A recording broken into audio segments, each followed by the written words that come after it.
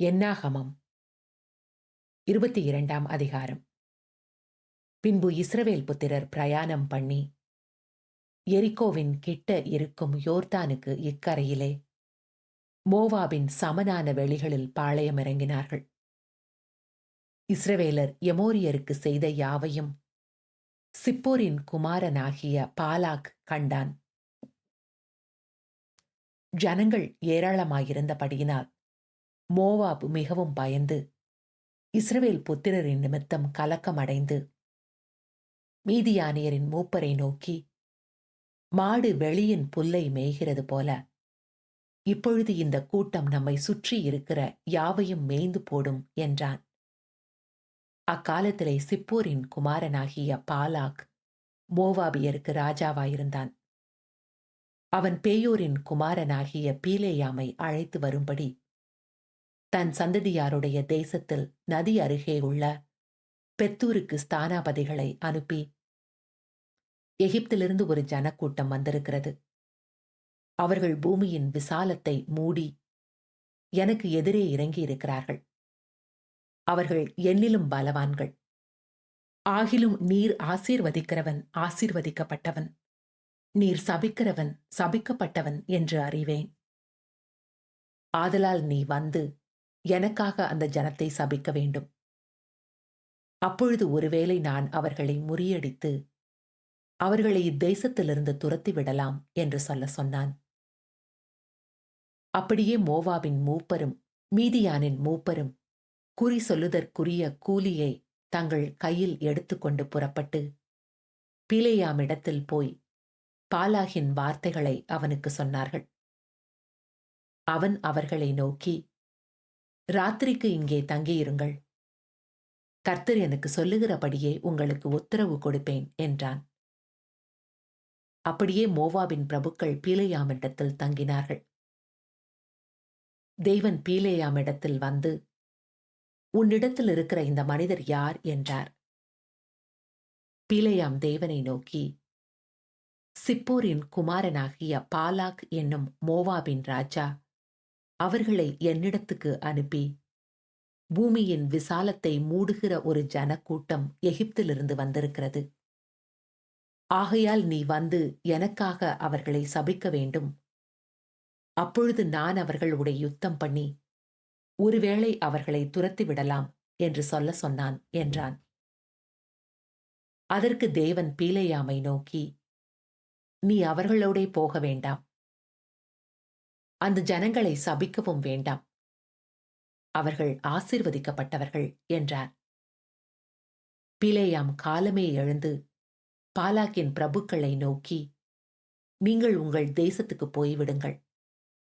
நான் உங்களோட கூட வருகிறதற்கு கர்த்தர் எனக்கு உத்தரவு கொடுக்க மாட்டோம் என்கிறார் என்று சொன்னான். அப்படியே மோவாபியருடைய பிரபுக்கள் எழுந்து பாலாக்கினிடத்தில் போய், பீலேயாம் எங்களோட வரமாட்டேன் என்று சொன்னான் என்றார்கள். பாலாக் மறுபடியும் அவர்களிலும் கனவான்களான அதிக பிரபுக்களை அனுப்பினான். அவர்கள் பீலேயாமிடத்தில் போய் அவனை நோக்கி, சிப்போரின் குமாரனாகிய பாலாக் எங்களை அனுப்பி, நீர் என்னிடத்தில் வருகிறதற்கு தடைப்பட வேண்டாம்.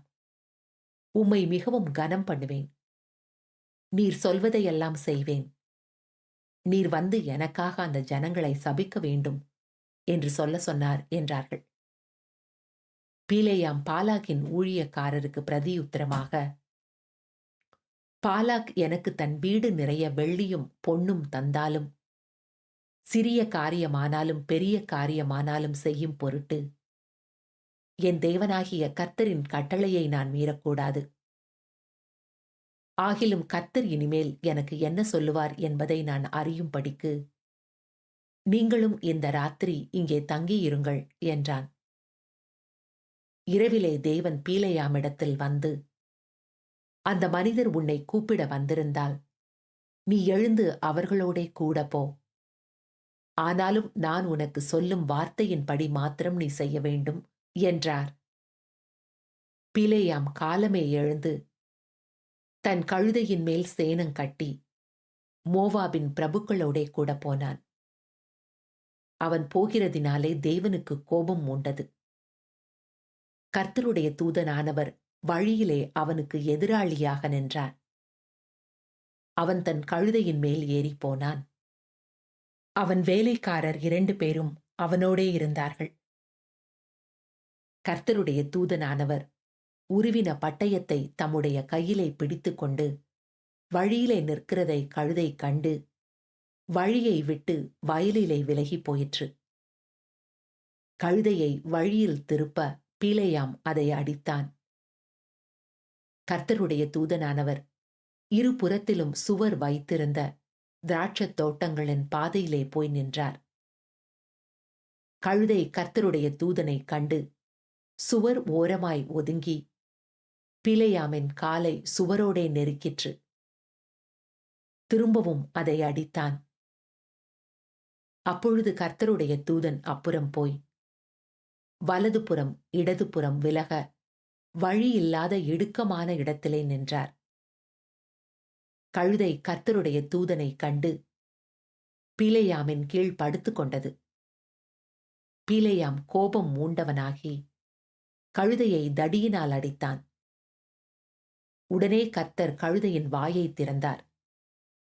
அது பீலேயாமை பார்த்து, நீர் என்னை இப்பொழுது 3 தரம் அடிக்கும்படி நான் உமக்கு என்ன செய்தேன் என்றது. அப்பொழுது பீலேயாம் கழுதையை பார்த்து, நீ என்னை பரியாசம் பண்ணிக் கொண்டு வருகிறாய். என் கையில் ஒரு பட்டயம் மாத்திரம் இருந்தால் இப்பொழுதே உன்னை கொன்று போடுவேன் என்றான். கழுதை பீலேயாமை நோக்கி, நீர் என்னை கை கொண்ட காலம் முதல் இந்நாள் வரைக்கும் நீர் ஏறின கழுதை நான் அல்லவா? இப்படி உமக்கு எப்போதாகிலும் நான் செய்தது உண்டா என்றது. அதற்கு அவன் இல்லை என்றான். அப்பொழுது கர்த்தர் பீலேயாமின் கண்களைத் திறந்தார். வழியிலே நின்று உருவின பட்டயத்தை தம்முடைய கையிலே பிடித்திருக்கிற கர்த்தருடைய தூதனை அவன் கண்டு தலை குனிந்து முகம் குப்புற விழுந்து பணிந்தான். கர்த்தருடைய தூதனானவர் அவனை நோக்கி, நீ உன் கழுதையை இதனோடே 3 தரம் அடித்ததென்ன? உன் வழி எனக்கு மாறுபாடாயிருக்கிறதினால் நான் உனக்கு எதிரியாக புறப்பட்டு வந்தேன்.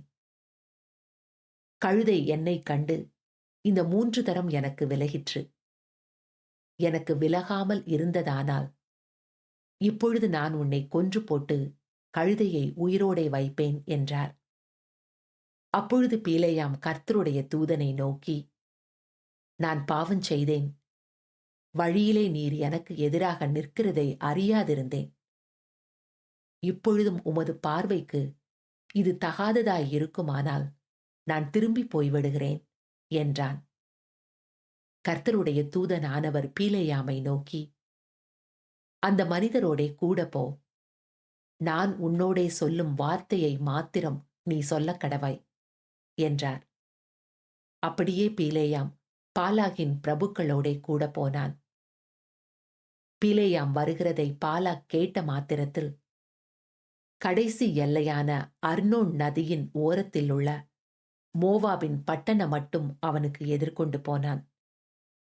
பாலாக் பீலேயாமை நோக்கி, உம்மை அழைக்கும்படி நான் ஆவலோடே உம்மிடத்தில் ஆள் அனுப்பவில்லையா? என்னிடத்திற்கு வராமல் இருந்ததென்ன? ஏற்ற பிரகாரமாக உம்மை நான் கனம் பண்ண மாட்டேனா என்றான். அப்பொழுது பீலேயாம் பாலாக்கை நோக்கி, இதோ உம்மிடத்திற்கு வந்தேன். ஆகிலும் ஏதாகிலும் சொல்லுவதற்கு என்னாலே ஆகுமோ? தேவன் என் வாயிலே அளிக்கும் வார்த்தையையே சொல்லுவேன் என்றான்.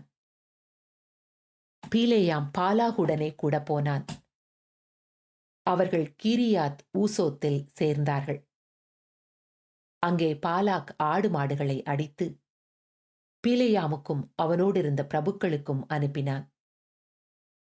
மறுநாள் காலமே பாலாக் பீலேயாமை கூட்டிக் கொண்டு அவனை பாகாலுடைய மேடைகளில் ஏற பண்ணினான். அவ்விடத்திலிருந்து பீலேயாம் ஜனத்தின் கடைசி பாளையத்தை பார்த்தான்.